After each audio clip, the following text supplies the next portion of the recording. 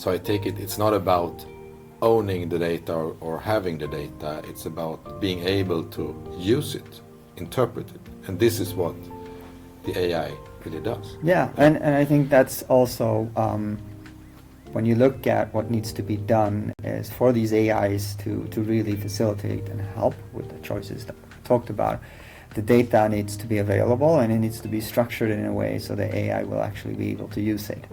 And that's a struggle today. So taking the environmental footprint of all different kinds of construction materials as an example, because that's one of the things we do. We decode all that and structure that data.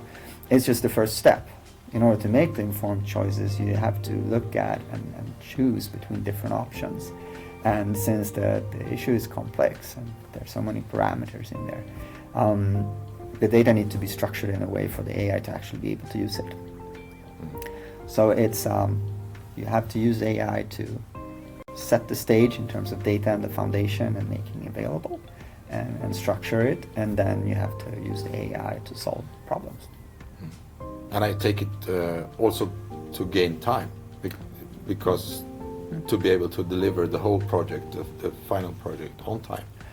Absolutely, and timing is an important issue, and also it's just save time in general. So we have an Acorn, which is about recipe optimization, and if you're doing and testing recipes, you blend it and you put it somewhere and you wait for 7 to 28 days to see the results.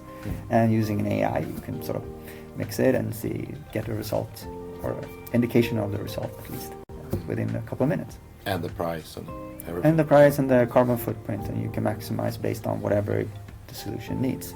And it's the same principle that we used when we are introducing our Agent Green that Lucas is working